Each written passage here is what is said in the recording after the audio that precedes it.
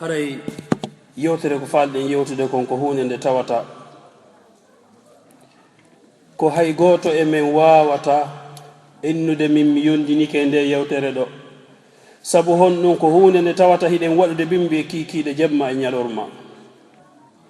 haray ko adi kon weltanike neniraɓe ɓen e sonnaɓe ɓen yani ɓe notike e babiraɓe ɓen en yetti Allah subhanahu wa taala notagol ko ɓe noti kon kala teppere nde ɓe tippi ha ɓe hewtiɗo yo Allah waɗan ɓe ɗum ɗo martaba towɗo ko aljanna hotugol men ngol en fof yo Allah subhanahu wa taala waɗan en ɗum ɗo montir ɗum bakkat en yetti Allah subhanahu wa taala haray ko wiwno ɗen kon hey jippo naɓanilan woto fiyalla naɓanilamo ko biro makko fiyalla haray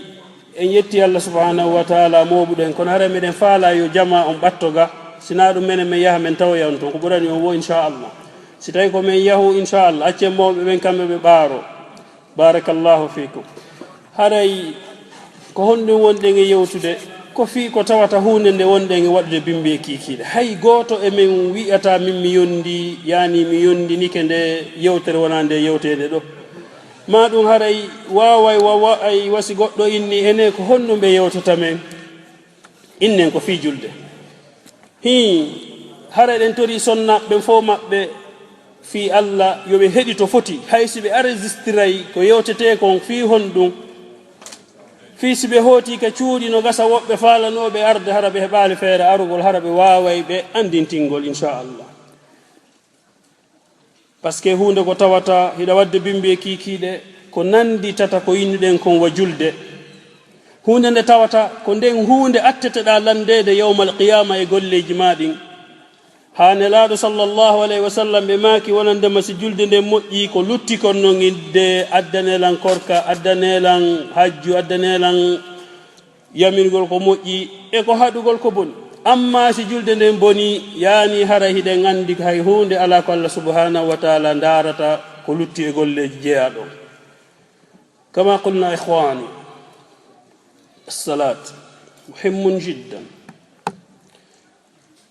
كما سمعنا في الحديث أو في الأحاديث كثيرة بكثرة أن أول ما يحاسب العبد به من أعماله يوم القيامة وهي الصلاة فإن صلح الأمل كله وإن فسد الأمل كله معروف عند الجميع وهل لنا إخواني في الله أن نضيع معرفة الصلاة سنن الصلاة واجبات الصلاة أركان الصلاة نعم يمكن أن يفهمها جميعا لا بد إخواني هيا قوتي من واتا ويد دون دو يوني إني جوني هري يوتر كو يوتتكو إني من غندا كو نجوليرتي ene ka hare men anda sunnaji julde farillaji e waddi din ka julde wi en kombo wi ma dum no menen men landoto woni ayna am sidi ko Allah si tawi andi sur sartiji din ka julde andi farillaji din ka julde andi waddi din andi sunnaji din alhamdulillah falillahi alhamd amma si tawi anda sartiji din ka julde anda farilla anda waddi di anda sunna hare ya akhi ta'ala taqra ta'al tata'allam as-salat قال النبي صلى الله عليه وسلم الصادق المصدوق صلوا كما رأيتموني أصلي خذوا عني مناسككم قال الله سبحانه وتعالى قل إن كنتم تحبون الله فاتبعوني يحببكم الله ويغفر لكم ذنوبكم الله سبحانه وتعالى جنتي فتي مسيب جلد ندي جلد والله ثم والله وتأن نجليز ندي جلد الله سبحانه وتعالى ودال يا أيها الذين آمنوا قوا أنفسكم وأهليكم نارا وقودها الناس والهجار عليها ملائكة غلاظ شداد هري الله سبحانه وتعالى ندي جلد كونتو فرلندكو مدينة لا والله طائف لا والله مكة لا والله مسجد الأقصى لا والله فرض فوق 7 سماوات ندي جلد كو هوري أسماء جد الله سبحانه وتعالى قطن نلني نلاد صلى الله عليه وسلم وجني مندي جلده wana jibril ari yottini nde julde nelaɗo sallllahu alayhi wa sallam ko honnu woni ɗum ɗo ko hollugol importance julde nden ka Allah subhanahu wa taala musidɓe julɓe si feƴƴi wi'ugol ashhadu an la ilaha illallah wa ashhadu anna muhammadun rasulullah ko honno hekkiɗon ko korka la wallah ko hajju la wallah assalati khwan بعد التشهد بقول أشهد أن لا إله إلا الله وأن محمد رسول الله الركن الثاني من أركان الإسلام ألا وهي الصلاة فمن ضيعها ضيعه الله في الدنيا والآخرة والعياذ بالله ومن حفظها كان له نور وبرهان يوم القيامة يوم لا ينفع مال ولا بنون والله nde julde kala reenuɗo nde julde andi sari'aji ɗin andi sunnaji ɗin andi waɗɗiɗi ɗin andi farillaji ɗin yawma alqiyama wonanaymo annora e gurdam e lahira makko on kala wi'uɗo hino andi sartiji ɗin tawi o andaɗi o anda farilla o anda sunna o anda waɗɗiɗi himo juulude haray wi'enmo hiɗen huli wata o tawoya ɓe allah subhanahu wa taala dalika suratul khasiya hal ataka hadisul ghashiya وجوه يومئذ خاشعة آملة ناصبة تصلى نارا حامية والعياذ بالله heewi musidɓe ɓe tawata hiɓe juulude bimbi e kiikiiɗe ɓe sendindira farilla ka julde ɓe sendindira waɗɗiɗi ka julde ɓe sendindira sunna ka julde ɓe wuurirani haa ɓe maaya yawma alqiyama allah subhanahu wa taala darna ɓe addanelan julde nden tawa hay e hunde ala ko timmi e mum allah inna mi haajaka yo yahu o ɗaɓɓa ko yoɓa mo golle makko ɗen hay e goto ala wawɗumo yoɓde naam wallah musidɓe julɓe ko honɗi woni sartiji ɗin ka julde sartiji julde ko honɗum woni sarti tawaka ka julde sarti ko khariju salat kono a wawata waɗude en tan ka ɗiɗo timmali ko hombo e men hande ɗen fuɗɗade yewtere bayana mo tawata ko su'al wa jawab ko landagol e jabagol ilmuka hiya allati tarahu fi dhalam ko honno woni gandal mangal ko ngal gandal ngal yi'ata jemma har ampol hubbinaki ko hunjiɗa ko jangata ay wallahi na'am ilmuka hiya allati tadkhulu ma'ahu ila al-hammam gandal mangal ko ngal natidata ka hurgo ka lototoɗa ɗon wallah قال محمد صالح بن العثيمين عليه رحمة الله كلاما جميلا جدا قال عليه رحمة الله ذهب كل شيء ما بقي إلا ما حفظنا لقد صدق والله قال ذهب كل شيء ما بقي إلا ما حفظنا وكم من عندكم فويه كهن من لتركم من عندكم كم من هنجيكم أي نعم hare musidɓe julɗe ko honno woni premier on taw l'islam natugol min l'islam ko seedagol reweteɗo wondude gongal ala siwona allah seedi to kadi nelaɗo sallllahu alayhi wa sallam ko allah neli ɓe ayna premier on ko honɗum ɗo yo goɗɗo arde o juula ko honɗum taw waɗɗimo en wi'i bayana men on hande ko bayana janngugol wona ceernojo on ma jooɗiɗo wonɗo e wowlugol on tun wowlata ko yo wowlu o lando mo be jaabo ko andi ko ko laawol ngol tawata jooma gande ɗen hino waɗira noon fii hon ɗum premier on taw ƴettege nelaaɗo sallllahu alayhi wa sallam nelaaɗo sallllahu alayhi wa sallam ɓe landino mu'az bun jabal ɓe inni ene mu'az ene hiɗa andi ko honɗum woni haqqe allah e jeyaɓe makko ɓen o inni allahu wa rasuluhu alam o inni ene mu'az hiɗa andi ko honɗum woni haqqe jeyaɓe ɓen e allah subhanahu wa taala o inni allahu wa rasuluhu alam nelaaɗo sallllahu alayhi wa sallam e maaki premier haqqe allah e jeyaɓe ɓen ko nde rewetenmo kanko allah hara en sirkanalimo haqqe allah on e men ko nde o naadata yiite on mo tawata o sirkanalimo ko nde o lettata on mo sirkanalimo ayna hiɗen andi kadi jibril alayhi salam nde warno ka nelaaɗo sallllahu alayhi wa sallam alhadisu lmashhur inda aljami' hadis on ko umar bun al-khattab fillitani en hadis on o wi neɗɗo goto arno ka nelaaɗo sallllahu alayhi wa sallam hayye goto men andamo mo jogii conci daneji sukudu makko ndun no ɓawli o ari ha o jooɗi takko nelaaɗo sallllahu alayhi wa sallam o fawidiri koppi makko ɗin e yeeso koppi nelaaɗo ɗi o yetti juuɗe makko ɗen o fawi ka buse nelaaɗo sallllahu alayhi wa sallam o wi ya rasulallah ko an yo nelaɗo sallllahu alayhi wa sallam aw qala ya muhammad akhbirni an l'islam ndaare allah subhanahu wa taala yurmegol ɗe mofte nelaɗo sallllahu alayhi wa sallam jibril afdalu lmalaika wa a'zamu lmalaika wa asrafu lmalaika wa aminu sama jibril alayhi salam o wari e mbaadi neɗɗo mo tawata neɗɗo labaɗo sukunu ndun no ɓawli conci ɗin no rawni ha umar bun al-khattab inni oɗo de menen men anda oɗo o wari o inni ko an muhammad ko honno o wi'iri ko an yo muhammad o wi'ali ya rasulallah ma ya nabiyullah ko hollugol wonandema ko koɗo yani e nder madina sabu wonɓe ɓen madina ɓe wi'ata nelaɗo sallllahu alayhi wa sallam muhammad ahlul badiya hum alladhina yaquluna ya muhammad amma ahlul madina yaquluna ya rasulallah ya nabiy allah walakin jaa bisurati يعني الذي جاء من البادية وإني كهن وني الإسلام نلا صلى الله عليه وسلم ما كان تشهد أن لا إله إلا الله وأن محمد رسول الله كنت سيدة دا ربتي دو وندو دي غونغ الله سبحانه الله سبحانه وتعالى سيدة دا كدي من نلا دو كهلا نلمي واتي دو هنو قام الصلاة جوني نو مسيب جلد sartiji ɗin ka julde ko honɗi su'al wa jawab ko landagol e jabagol wallahi musidɓe julɓe ilmuka hiya allati ma fi rasi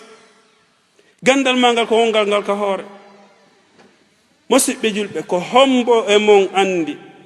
premier sarte ka l'islam ka fi ka julde ustaz mohamad dian su'alul awwal barakallahu fik شروط الصلاة ما هي الأول إخواني تفضل يا أخي الإسلام يا أخي شروط الصلاة الإسلام بريمير سرتي جلد تاو كونتي وون جلد سي كافر ناتي دو جولي اسكي كنت جلد ما كون جتتي لا يقبل صلاة الكافر لأنه لم يدخل في الإسلام مفهوم فامك بريمير سرتي اون كو الإسلام كون دي اونتي وونتا جلد deuxième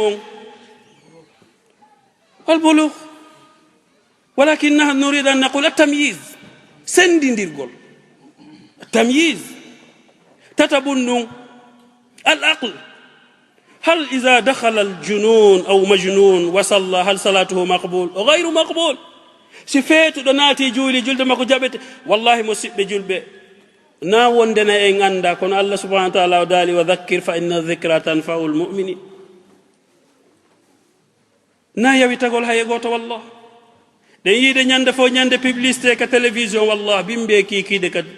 filmuji den yewde naya bunnun ko honno raful hadas ittugol sobe non ko honto wonata sobe on no wonaka cionci sobe on no wonaka bandu sobe on no wonaka nokku kawntigi duwa joolugol do gonga kanago jobun nun ko honno ha ya dukhulul waqti ya akhi si tawi goddo naati juuli waktu yonal est ce que julde makko ne jettataake inna salata kanat alal mu'minina kitaban mawquta jawabun nun istiqbalul qibla si tawi goddo ari innama qiblan ko do fewti to julde makko ne jettete la amma non si tawi woni ko e burure ka tawata o sendindira ko do qiblan woni ko onno gerdata ko yo ebbu o inna ene ko do ha ka berde makko den burta bintinde o fewta don wiiden kadi hombo satrul awra si tawi goddo jon non awra den mari tat façon tati siko paykun ko yeso e baawo yani ad-dubur e yeso ko dum do woni awra payku hara ko ila duubi tati ha duubi sappo amma non si tawi woni ko moko baawano babiraɓe ma hellifa ben ko ila ka wuddu ha ka koppi hara sonnaɓe yobe heddi to foti hara ko ila ka wuddu ha ka koppi haray no yiɗa kadi nde o waɗata goɗɗum ka balawal makko si tawi noon woni ko sonnajo haray siko sonnajo o fow makko ko awra si wona yeeso makko ngon e newe makko ɗen amma noon si gorko janano takko makko ɗon ko yo buumu yeeso makko ngon ko e hombo kadi raf'ul hadas si tawi goɗɗo no mari hadas janoma to so ko wari o juuli o yehi o salligike julde makko ƴettete marɗo janaba o yehi o salligike o lootaki ndiyan no woodi julde makko ƴettete ha ihwani skallamu ihwani wole musidɓe si goɗɗo no mari janaba o yehi o lootaki o yehi ton o salligike julde makko ƴettete ƴettatake ihwani fi honno par ce que o acci taw sarti en inni sarti on ko khariju salat kono jokkete e honnon kadi anniya innama al amal binniyat ihwan ko ɗiɗo jeenayi woni sartiji ɗin fi julde ɗi jeenayi goto kala yo andituɗi surutu salat 9 al ula al islam l'islam الثاني العقل jogogol hakkille feetuɗo yalti ton الثالث التمييز sendindirgol piiji ɗin tawa sa waɗi ruku hiɗa andira dowa ɓantade pay kon kon duuɓi ɗiɗi wata sendindirde الرابع رفع الحدث إما الأكبر والأصغر الخامس إزالة النجاسة السادس ستر الأورة السابع استقبال القبلة الثامن دخول الوقت التاسع النية دي دو جيناي anden ɗi taw si fokkiten non julde nden joni no musidɓe innuɗen farillaji ɗin ka julde koɗi jelu farillaji julde ɗin koɗi jelu 14 farillaji ɗin ɗi tawata ɗiɗo farillaji jaɓata mi anda jaɓata mi yejjitu jaɓata mi falju ɗiɗo sa acciɗi artire darde nden sendidiren sarti ko feere hiɗen mari ko julde piiji nayyi hiɗen mari sarti ɗiɗo en inni ko khariju salat ɗen mari arkan ma innen wajiba honno ma innen wajib ma innen fard ismahon fard ma arkan hiɗen mari ko innete kon farilla ko ɗiɗo woni arkan ko honno woni arkan e ɗengal men ko tugale misal mo siɓɓe oto mo pine nayyi si a waɗi mo pine tati est ce que o oto ɗo doge ka lawol tawa hino laba la wallah ma vélo duwaɗo wadde pineji ɗiɗi so waɗi pine goto est ce que yaha yata wallah si wona moƴƴiniraɗo wano noon hara ko noon tumo moƴƴinira hara ko fine goto en wi'i farillaji ɗin koɗi 14 ɗiɗo farillaji noon anda jaɓata mi yejjitu jaɓata mi anda jaɓata mi falju si a acci rukun koyo a artir dandere jaɓata kadi ɗon e ɗon sujudu sahaw si tawi woni ko tugalal no andirɗen suudu wi'andu yo waɗe potoji tati sindu daro sindu waɗanama potoji ɗiɗi en wawide sundu yanayi gonkana gon premier on ko hombo andi mo tawata ko premier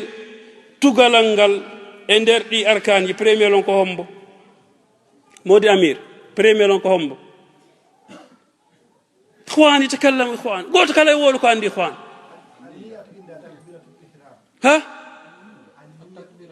تكبيرة الإحرام إخواني كبر حبرانغو هرمين ديرغونغو تكبيرة الإحرام كم بوندي دابون تكلموا إخواني وولي إن شاء الله قلت كلا يقولوا كان دي يا أخي بيوي موسيقى بجنتي فوتي يم بديدو بجانغتا أدونا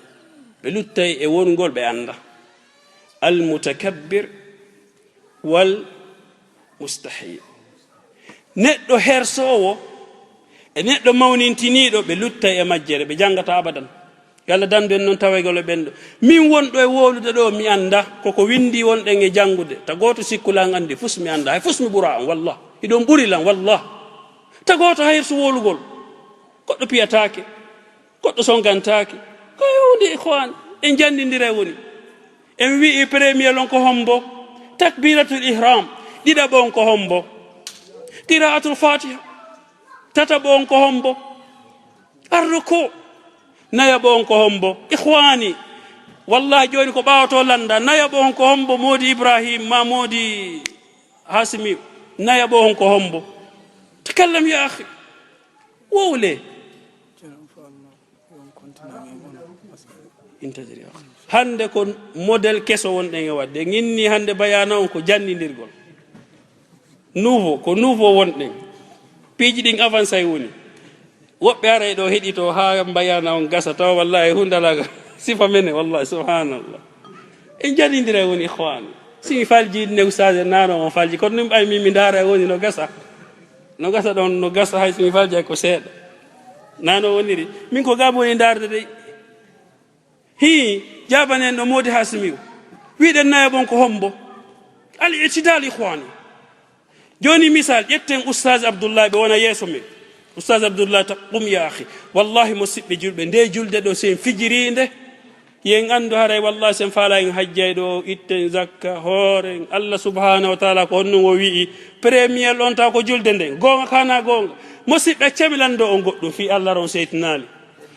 si accident waɗi hara ɗon no windi ko sanduwano doguede accident waɗi chauffeur ji on maayi yalla woɗɗintin enen ɗo fof chauffeur maayi police ari sapeur pompier ari goɗɗo aroyi to inni yani hara ko ɓattinoɗomo e otoje ɗen wari o inni ndaara fure on o inna ndaara ɗo ko sambe waɗuno kono a waɗi ɗo 130 ko hombo woni e yewtude mayiɗo on est ce que ko wolanta on kon nafaymo ya ihwan nafaymo ka nafatamo ihwan ma si goɗɗo maayi ari a innimo ndaara tigi tigi on ɗo probléme on fof ko tawde joni ɗo ɓay ko hoore nden yahi ɗo médecin hay hundala ko wawi wadde ɗo kono si a doguno ko ɓe winoma ko no gasa maayi tan est ce que ɗum nafay on mayɗo nafatamo ihwani ko honɗum wonɗen e jandidirde oustage abdoullah ya akhi qum في هندن طريقة العلماء ذهبنا إخواني إلى أحد المحاضرات لشيخ هيثم جميل سرحان حفظه الله من مملكة العربية السعودية مدرس في مسجد النبوي معروف عند الجميع نلاد صلى الله عليه وسلم وند بجولانك منبر والله جوني أستاذ تفضل يا أخي في هن وندن وديدو كفيو فابيو premier on ka rukun ko hombo takbiratul ihram allahu akbar faljintina lam fomi wala pula parce que ko en tun jodi do nano woniri barakallahu fikum ayo no ko do résumé inchallah en wi'i ko habbirango harminirgo ngon ko hongo woni ngon ko yarango ngon ka ruku ko yarango ka ruku arano ngon الحمد لله أستاذ تفضل تكبيرة الإحرام الله أكبر الحمد لله ودوني بريمير جون مثال تكبيرة الإحرام إنه كتون قول جودة دين ها دو لا إخوان دواك فجد بلاج دين ما فجد نوبي دين كوين واتن إلى مصيب إذا بنون كهنون قراءة الفاتحة إخواني جنگو قول فاتحة جنگو قول فاتحة كسنة كاكو فريلا سبحان الله jangugol fatiha ko sunna ka ko farilla subhanallah fatiha ko farilla alhamdulillah ko farilla ikhwan hi tata bundu wiiden ko honnon subhanallah kayfa ta'tadil wa lam tazab ila ruku ikhwan الركوع يا اخي اذهب الى الركوع يوك الركوع هذا قلنا هو الثالث تتبونكو ركوع الاعتدال بعد الركوع ستاوي نون وانو يتبري بما سو بن جولير تانون بيهاتون كركوع بفجه دريت بيها كسجود اسكي بي اتي ركون كا بي اتشالي بي اتي جونو اسكي ندي جولد مابbe nan sinde continue julde den jettataake fi honnum be acci rukun joni en wi banta gongol ka بعد الركوع او دو ko honnum ko farilla joni yawgol hon to ka sujud ya akhi تعال هنا يا أخي تفضل يا أخي يتسوق بينكو ييوم سنانو بيننا بيرناو بريمير لونكو تكبيرة الإحرام الله أكبر الحمد لله أو دو وني بريمير ديزيمون قراءة الفاتحة الحمد لله ولا الضالين أو دو وني ديدابو تتابو الله أكبر إخواني والله مسيب تأين سيكو بيجي دين yani ko yawitagol ɗon wallahi subhanallah wallahi na yawitagol onon ɗo fo wallahi mi weltike ko seeni ɗon kon lan teddini on wallahi Allah teddin on mi yawake he e goto kono ko andugol important jooma gande ɗen ɓe inni ko ndeɗo attete landede kala gollal ngal golluɗa wiɗen hin ɗo ruku oɗo woni tataɓo on nayaɓon ko hombo al itidalu bada ruku yani sa ɓantike daroɗa a yiwo darike ha tere ɗen ngal be wonta ka wonno wiɗen kadi jowaɓon ko hombo assujud yagol ka sujud sujjugol ngol non hiɗen innira sujjirgol tere ɗen jeɗɗi ko hombo e hombo woni ɗen jeɗɗi barakallahu fik assujud ma aadai shaba ene oto kan ɗan ɗon ke yaahi tafa taala huno hey immara joɗɗa ɗo bisimillah an he aɗa joɗɗa ɗo yaaha an taala viens t'asseoir ici devant moi viens ici toi tu es venu pour étudier ou pour dormir barakallahu fik aɗa joɗɗa ɗo yeeso ɗo hi joni wiwɗen kon tigui sujjir tere ɗen jeɗɗi ko honde woni tere ɗen jeɗɗi modi hasmi premier tere ɗen ko hombo yaahi taqul yaahi modi hasmi onon jooɗiɓe ɓen ko hombo woni premier lo nder tere ɗen tinde nden e kinal ngal ihwan hi tinde nden e kinal ngal e honɗum kadi juuɗe ɗen newe ɗen ihwan hi newe ɗen honɗum kadi si on tigi no waɗi woturu towninduya suya en wi'i koppi ɗin ɗiɗi hi konno kan lutti nder kolli koyɗi ɗin si tawi noon yette bariɓe ma soɓɓe ma jalloɓe ɓe townayɓe noon koyɗe maɓɓe ɗen no ihwani towno koyngal maga ustad woɓe townay koyɗe est ce que ɓeɗo ɓe sujjiri tere ɗen jeɗɗi haray noon ko honno ɓe acciɗo rukun ka ɓe accali rukun haray ɓe acci ihwan est ce que no julde nde sellay so ɓe juulirini ha ɓe gayni wallahi musidɓe julɓe tawi ɗaynidir ihwan ɗo en wi'i haray on tigi si towni koyɗen ɗiɗi hino sujji si tawi noon yafel korela ndiyam mbiyata si tawi noon woni musidɓe on tigi sujjiri tinde nden towni kinal ngal noon haray selli ka sellali haray selli kono woni dalil sellali par ce que nelaɗo maki koyen sujjir tere ɗen jeɗɗi wannal masajida lillahi fala taduma allahi ahad joni nen wi'uɗen kadi honnum ɓayɓe sujji ko honnum kadi wonti ɗon kadi arrafu min assujud si tawi on tigi sujji tum ɓantike yahi darike haray wacci rukun ka waccali wacce rukun ihwan julde nde selle ka sellata o artiray yani nden darde ɗum o e ɓantike joni oustaz e ɓantike wi'uɗen kadi honɗum aljalasa bayna sajadatayn on tigi no duwa jooɗade so sujji jottagon makko ɗo e yahu mo duwa jottade na noon oɗo ko rukun wi'uɗen kadi honɗum aljulus litasahhud si goɗɗo no faala tayyade fi salmingol ko yo daro ko yo jooɗo ihwan juulugol noon e nelaɗo sallllahu alayhi wa sallam tasahhudul akhir woɓɓe no wi'imo ko o wajib woɓɓe no wi'imo ko o fard si a waɗimo a tawama e wiɓe ko o wajib sa waɗalimo a tawama e wiɓe ko o wajib ko sunna wi'uɗen ilmuka gandal ma ngal ko hongal ko sa hooti an tun ndeɗa juula a anda ɗon ko honno woni farilla anda ɗon ko honno woni sunna alhamdulillah a andi jaka premier takbiratul ihram ko farilla ka julde a watargol tun alhamdulillahi rabbil alamin a acca takbiratul ihram a wawata arugol janga fatiha ronka yaade ka ruku sa yejjiti yawgol ka ruku a yahi ka sujud yani nden darde ɗon a artirayde waɗanande sujudu sahw en faami ɗo en andi farillaji ɗin ko ɗi 14 e salmingol ngol wotere nden ko farilla alaji malik ko ɗi jelu premier lon ko hombo subhanallah premier lon ko tinde subhanallah premier lon ko hombo to wañaɓe woni premier lon ko hombo darnugol ngo woni habbirango harminirgo kala worugol ko wona tawaka ka julde wiɗen ɗiɗa ɓunnum ko hombo alfaji fatiha barakallahu fiki akhi wiiden kadi hombo subhanallah en ala julde en ɗo fof men gandi ko julde jama woni ɗi julde alhamdulillah si imamu ruƴƴi a ruƴƴi si imamu ɓantike a ɓantike si imamu jooɗike a jooɗike alhamdulillah nahnu jamian nusalli salatul jamaa subhanallah hi wiɗen kadi hombo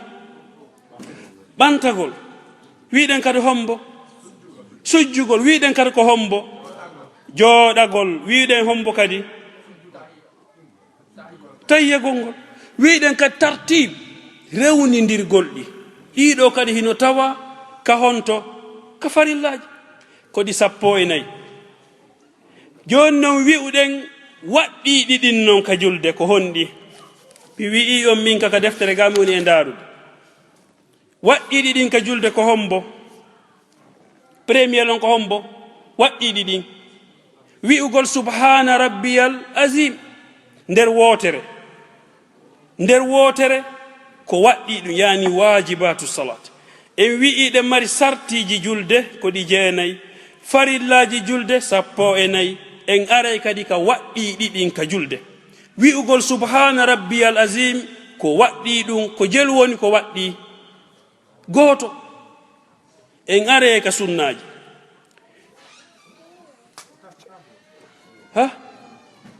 waɗɗiɗi ɗin ka julde ko ɗi jelu en ara joni premier lon ko hombo waɗɗi ɗon ko wiigo subhana rabbiyal azim e wi'ugol honɗum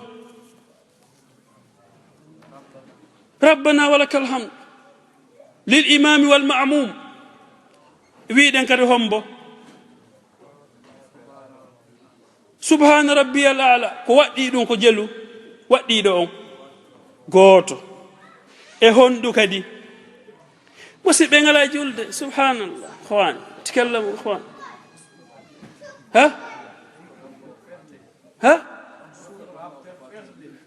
barakallahu fik ɓeydugol suratugol goo ɗum ɗon ko honɗum ko sunna en aray ka sunna ikhwani la ahad yatakallam hay goto haalata subhanallah awa joni ndaren ka kaye ga joni jange alhamdulillah en faami yani ikhwani nahnu nurid inchallah fuɗɗagol natujire woni hunde wotere en avance ay woni ko honɗum wonde en waɗirde sifani ko fiyo jama o mo bewi woolu ko andi ko si a lutti an heɗagol tun ko woɓɓe wi'uno wo issa labaɗo musidɓe no mi alama haalde inchallah issa labaɗo noon kono en yewtoyama inchallah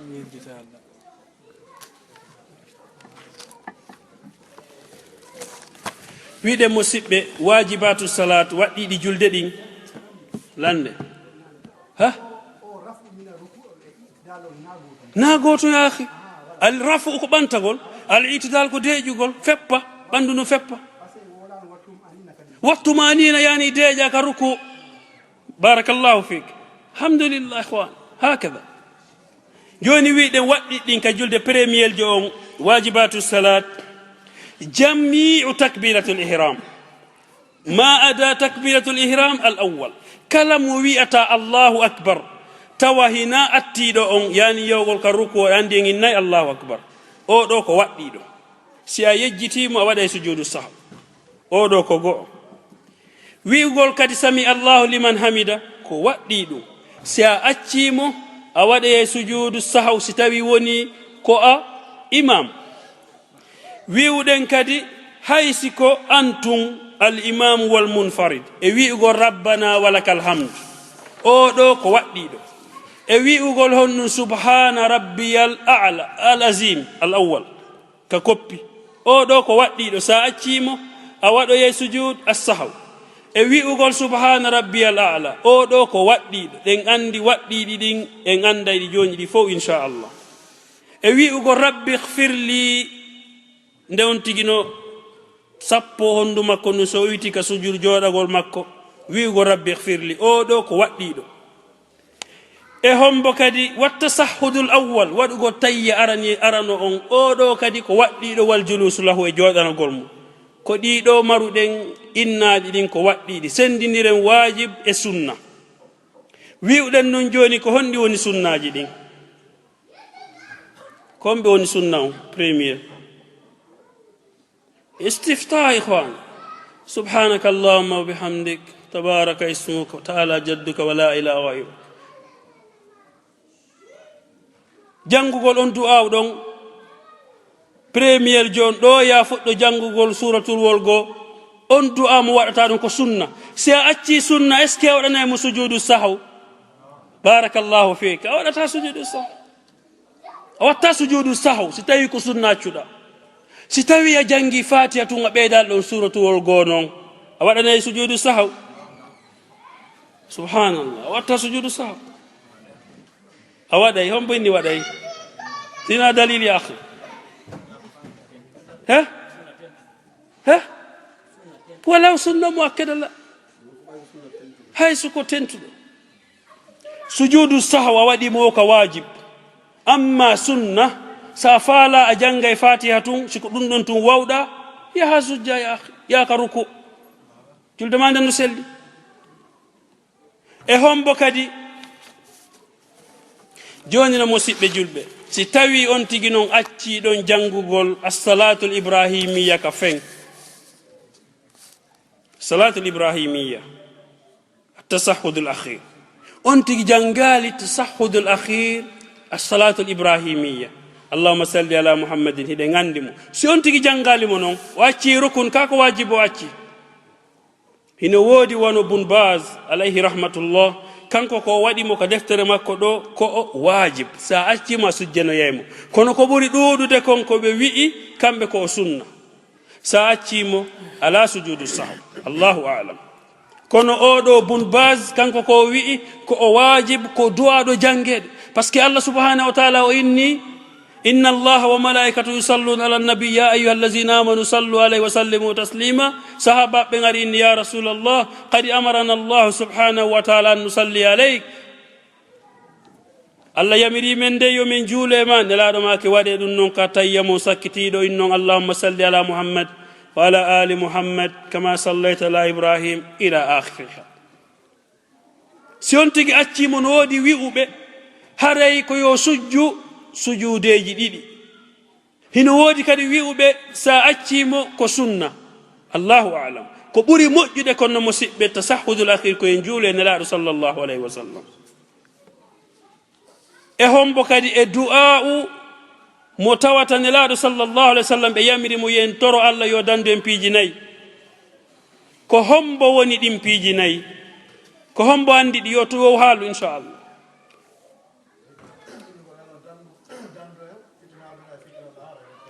aha e hombo kadi masihu dajjal e hombo kadi hino woodi jooma gande goo wiwɓe so tawi a woolali on ɓe inne ya fuɗɗito julde ma nde allahumma inni audu bika min azabi jahannam subhanallah wallahi ne ɗo fof ko honɗum gonɗen e yangade fi ka dina na fiyo dandu en yiita jahannam ko fi ɗum musidɓe ka allahumma inni audu bika min azabi jahannam wa audu bika min azabi alqabr wallahi musidɓe julɓe siɗen anduno ɗi o du'a hay e goto men yejjitatano o du'a allah dandu men lette qaburu ñande tawata ko antu woni ɗon hiɗa du'anode ɗum ga allah subahana taala jaabinante yawmal qiyama e hombo kadi min fitnati lmahya walmamat allah dandu men yaani fitna kamen wuuri ɗon e nde meɗen maaya musidɓe julɓe ɓe wi'i goɗɗo ndehimo maaya jente foti iblis aranayi sengo makko ñaamo baaba en makko sengo makko nano nene makko ɓe inna nene ma hara siɓe maayino menen ko e diina annasara men wunno jokku ɗum ndaare fitna e musidɓe julɓe no hulɓini joni noon hiɗa torade yo allah dande on fitna ɗon e hombo kadi masihi dajjal nelaɗo sallllahu alayhi wa sallam ɓe maaki gila baba adama taga ha dangal ngal daro ala fitna hulɓiniɗo ha hewti fitna almasih addajjal joni musidɓe ɗen torade allah yo dandu en yiite jahannam yo dandu en lette qabru yo dandu en fitna gurdam men ɗan e nde hiɗen maaya yo dandu en fitnatul masihi dajjal musidɓe goɗɗon duwa welsinade o duwa ɗo no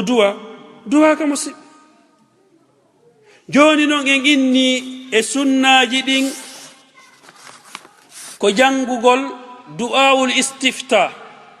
sa wawide allahumma ba'id bayni wa bayna khatayaya kama ba'adta bayna almashriq walmaghrib ila akhiriha ma sa wawi wiwde subhanaka allahumma wa bihamdika wa tabaraka ismuka wa ta'ala jadduk wa la ilaha gayruk hande wola o façon ɗo janngo wola o façon ɗo e hombo kadi e ja'alul kaffi lyadi lyumna ala lyusra fawqa sadr si tawi musidɓe goɗɗo ƴetti jungo makko kaf newre nden o fawi ka jungo nano ko honɗum o waɗi ko sunna kana sunna so jippini noon juuɗe ɗen julde nden ƴettete ka ƴettetake ƴettete inchallah ko woni noon haare o waɗali sunna nelaɗo sallllahu alayhi wa sallam bonnatamo julde nden hay e hunde kono noon kadi haray ko yen rento wata goɗɗo inno awa joni hari lan waɗude ni mi ronki yomi jippin ko honnum nelaɗo allah subahana wa taala o daali man asal rasula faqad asallah kala on yedduɗo nelaɗo haray o yeddi hombo allah subhanahu wa taala yo allah danden tawegolo ɓenno ko honɗum nelaɗo maake kullu ummati yadkhuluna aljanna illa man aba wo mofte ɗen an ɗen fof naata aljanna si wona on saliɗo ko honnum sahabaɓe ɓen wii qalu man ya aba ya rasulallah qala man ata'ani est ce que noon ƴettugol ngoɗo fawa e ngoɗo ko jokkugol nelaɗo ko jokkugol nelaɗo yawmal qiyama tawete ɓen ɓe tawata en wattoyte ɓen jokkuɓe nelaɗo sallllahu alayhi wa sallam wiwɗen kadi raf'u lyadayni madmumatayni l asabi'i mamdudatayni haswa l mankibayn si tawi goɗɗo no wi'ude allahu akbar est ce que ko yo waɗu ni o inna allahu akbar ma huwa dalil ka noppi hoore kadi hara juuɗe ɗen hino fermi madmum laysa hakada koyo on tigi juuɗe ɗen koyeɗo fermo o inna allahu akbar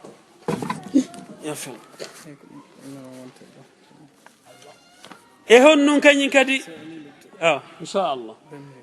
20 minutes lutti inchallah e gayntoɗo oɗo inchallah en wi'i ko townugol juuɗe ɗen musidɓe wallahi hunde nden ko hunde wonde importance fiinde julde men ɗo en tori allah yo allah waɗu en juulirɓe e wonɓe juulide nelaɗo sallallah alih sallam yamriri no raf'ul yadayni madmumatayni al asabi' mamdudatayni haswa al mankibayn aw al uznayn ka noppi ma ka balaji amma townugol ngol ɗum ɗo haray tawaka e sunna wiwɗen kañum kadi ko honɗum wa inda ruku' yawgol allahu akbar yaka ruku ɓeyda ɗon subhana rabbiyal azimi laabi tati ko sunna premier jo on woni wajib ɗiya ɗiɗi ko sunna warrafu minhu ɓantagol ngol kadi ɗon ko sunna on ɗon wona wajib wa inda alqiyami min altashahhud yani so on tigi gayni tayyagol ko ma on tigi imma gongol ɗon ɓe wi'i ɗo ko attasahhudu l awwal ila thalis si tawi hara woni on tigi ko wono futuro woni e juulude masi ko geeƴe wa ma zada ala wahidin fi tasbihi ruku wassujud kala ko ɓeyduɗen ka sujud e ka ruku ɗum ɗo woni sunna e wa ma zada ala qawli rabbana walakal hamdu so on tigi inni rabbana walakal hamdu hamdan kasiran tayyiban mubarakan ملء السماوات وملء الأرض وملء ما بينهما وملء كل شيء وملء ما سعت تندوك سنة سو وولالينو بنتا مجلد كونو نونكو بوري موجده كون والله انتي كوي هبو توجور كوي وونو يسو يوم القيامه نلا ماكي يوم القيامه wo goddo yeloy to hebugol baraji ko fotata wa abbere maro calculer no handi ko balance hombo wadata ka aduna do abbere maro ma fonye beɗo ngo memminotako nden ñande goɗɗo toroto allah inna yo allah haran la wano gollude ɗo ko fotata wa abbere maaro waɗe ka balance en fiyo mi heɓu baraji se andi ɗum ɗo noon kadine ɗo profitata musidɓe kono nu allah daali yawma yafirru lmar'u min akhi nden ñande ayye nene no doga ɓiɗɗo mum mo o muynini mo o rondi lebbi o doga mo babajo doga ɓiɗɗo mum fi honɗum tataw hara hiɗa duwanomo haqqe ko aduna jonnali mo taw ko baraji maɗi ƴettete wallahi ko hunde hulɓinide musidɓe ko wawen profitude fewdo ɗo yo hewtande en ton wi'uɗen kadi honɗum wama zada an wahidin fi du'ai bilmahfira bayna sajadatayn sa wi'i rabbi ihfirli kala du'a mo ɓeyduɗa rabbi ihfirli warhamni wahdini wasburni wasturli ɗiɗo fof ko du'a ko sunna wallahi musidɓe julɓe e nde julde nelaɗo sallallah alih sallam ko honno wiyanayno bilal ya bilal arihna biha fowtinirmin nde julde ɗo minen min andi ko ɗo mi heɓata piiji ɗin fof enen ko honno wonɗen e wiwde hande ha subhanallah ko tinne men yalta programme ji ɗin no sabbi men ka yaasi ko goonga woɓɓe a woole ɗo ɓenda menen ɗo ko leer Europe ɗo ko goonga le wallahi ko goonga piiji ɗin fof ko leer par ce que gurdam maɗan ko leer saytinmi o halas gonga kana gonga Allah subhanahu wa taala jente Allah wi'i wo tan ko wuru ɗon kon golle dey ande de wallahi ko honno woni hoore manan ko men o wallahi ko o tan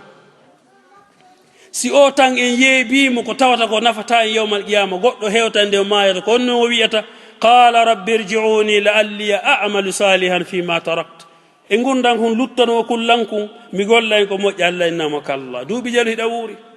duuɓi jelu ɗa profitude ka gurdan aduna cuuɗi ɗin galleji ɗin ɓiɓɓe kortoma kartama ɗum ɗo fof yeehi ha weltindinima yejjitino jantagollan e yejjitino jantagollan ha hande noon ɗatoradilan yomi yilte Allah innamo kalla musidɓe julɓe ndaare jawdi haɗata goɗɗo maygol gonkana gon jawdi no haɗa goɗɗo maygol ha gandal no haɗa goɗɗo maygol musidɓe wallahi ko o tan marɗen si en yeebi o tan ɗo mo tawata koko nafata e wallahi ko nadama wonan tan yawmal qiyama yo Allah dandu en profiten o tan ɗo Allah daali subhanahu wa taala si hewti goɗɗo nde mo maayo toroto Allah yo Allah okkumo hayso ko inerde tan o janto hen Allah fiyo tawo e baraji ɗe Allah innamo kalla c'est fini si portojo innima désolé a watta ɗon goɗɗum hay wattuɗa ɗon goɗɗum nafata yaahe o ɗole ko banu adama hono ma wiwɗen kadi ja'alu ras hilatu dhahri fi ruku si tawi ka ruku'u goɗɗo ƴetti hoore nden o turinde ha ley ya akhi hare ɗum ɗo na julde nelaɗo sallallahu alayhi wa sallam ko yo feppin ɓaawo ngon e hoore nden taw no feppi tawa sa waɗi ndiyan ka balawal makko yani ndiyan nan hibbata wiwɗen kadi raf'ul dhira'aini anil ardi hina sujud si tawi goɗɗo no yaade ɗo hiɗen mari gonga ko jooma gandi ɗen wiyata ikhtilaf woɓɓe inna ko ya attor koppi ɗin yahugol ka sujud woɓɓe inna ya attor juuɗe ɗen yahugol ka sujud si a attori koppi ɗin a yehi ka sujud no moƴƴi ka moƴƴa no moƴƴi ihwani sa attori noon juuɗe ɗen a yehi ka sujud no moƴƴi ihwani kala en mo waɗɗa e mum hino moƴƴi kono noon kadi so tawi a nani hunde ikhtilaf no woodi e mum fiya yaltu e mum wonde waɗirni wonde waɗirani tawa yalti e mum wonde adina koppi ɗin wonde adina juuɗe ɗe wiwɗen kadi التورك في التشهد الأخير في الربوعية كهن وين تورك أستاذ عبد الله تورك يا أخي سبحان الله لا تورك يا أخي تورك كدبي تقول في كسل منقول كديد أبون كتشهد الثاني أجودو إهور نانغال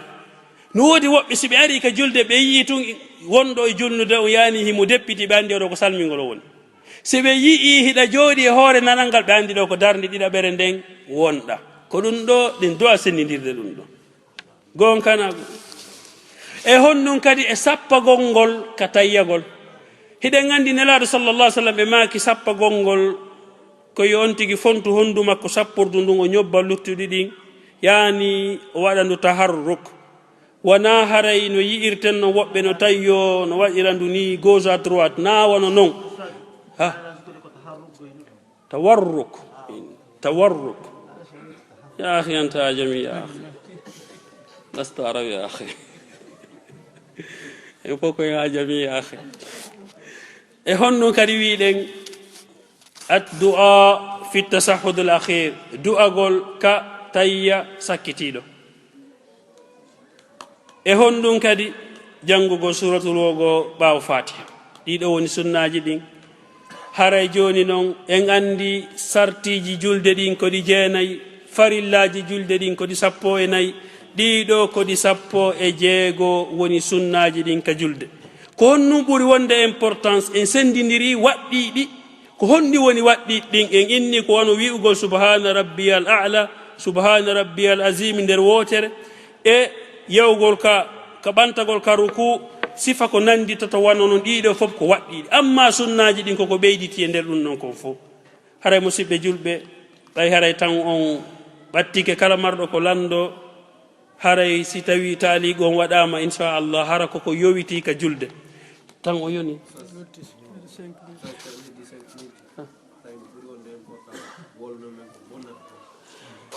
subhanallah wallahi no laaɓa moƴƴa ɓay haray ɗe ganda kadi si allah waɗa e fottito yen wano ɗo kadi voilà bonnoji julde ɗin ɗiɗo ko ɗi jeetati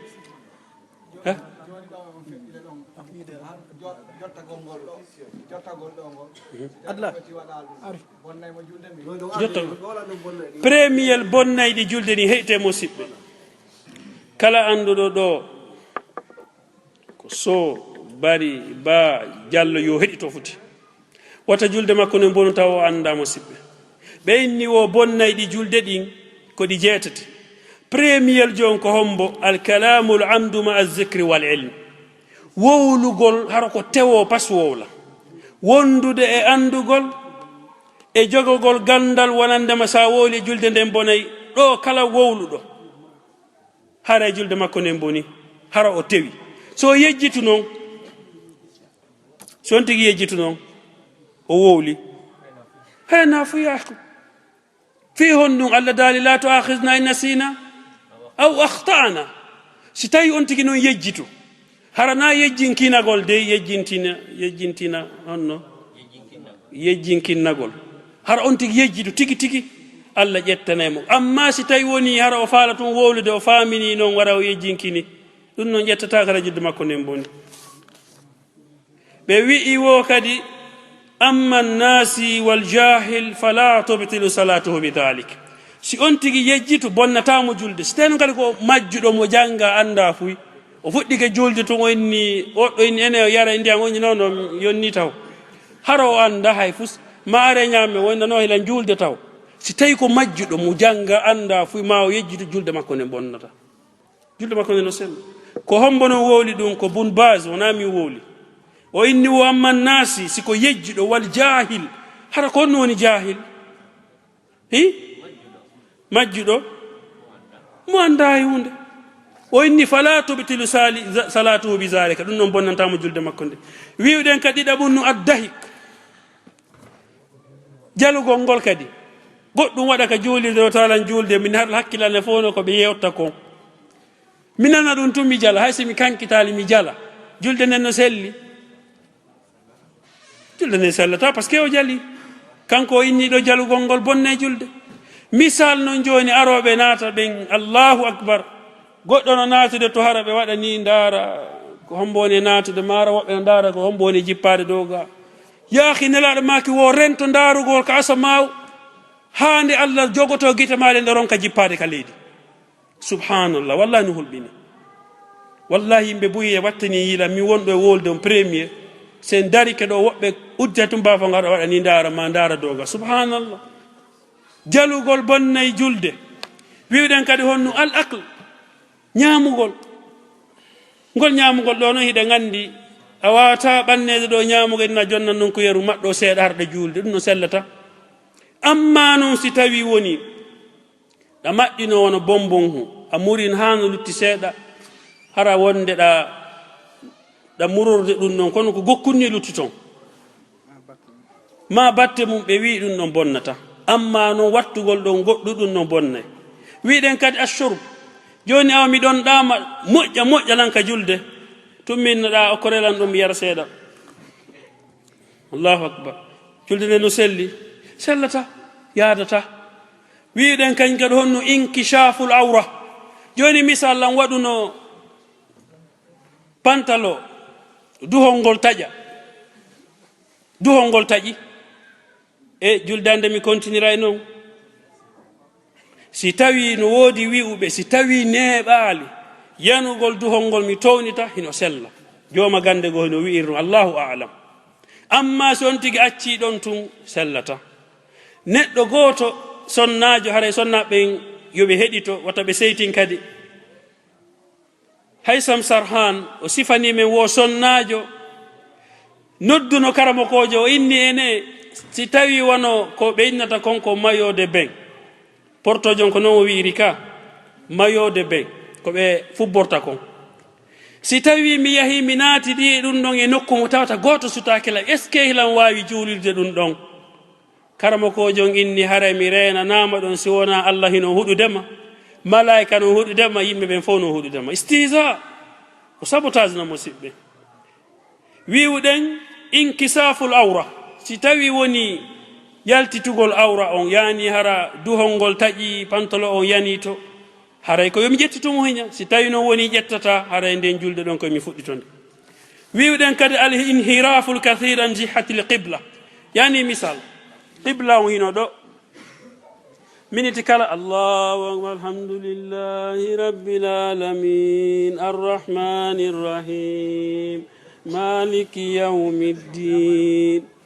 hani ma wala dallin. harano yeƴo ha wonda yaltinoy ka qibla. subhanallah, ɗum ɗon tawaka ka julde to. ma honnun kadi al abathul kasirul mutawalli fi salat, yani lan juulude miniti kala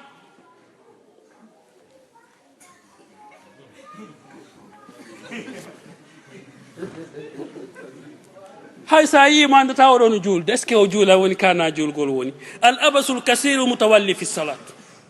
ɗum ɗo fof no bonna julde. joni lan juulde allahu akbar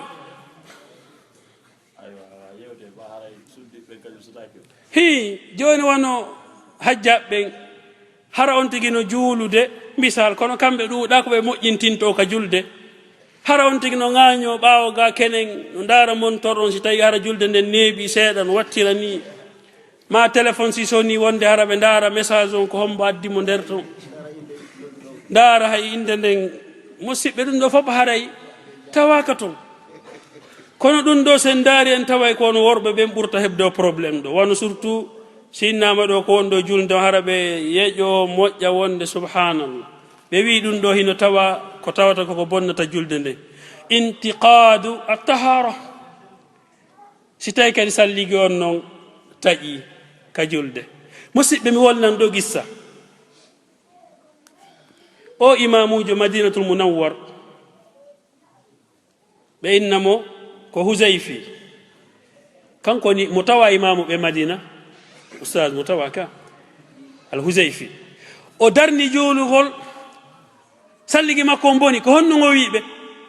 madinatul munawwar jente futi. o inni yoɓe daro, ɓe dari, o yehi o salligi, o warti o continue julde makko nde. subhanallah, misal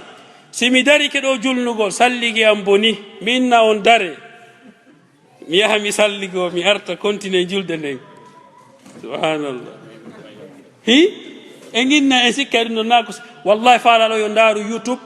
waɗa cheikhul hudayfi fi badu salawatihi, ndaaru youtube fi o sellan goto kala. ko honno woɓɓe wiyata mene yettosoɓe ɓen, ko honno men wiyata men na hino dagi. subhanallah, en andi musidɓe julɓe haray yo juɗata. musidɓe julɓe haray wallahi nde julde ɗo wata en fijirde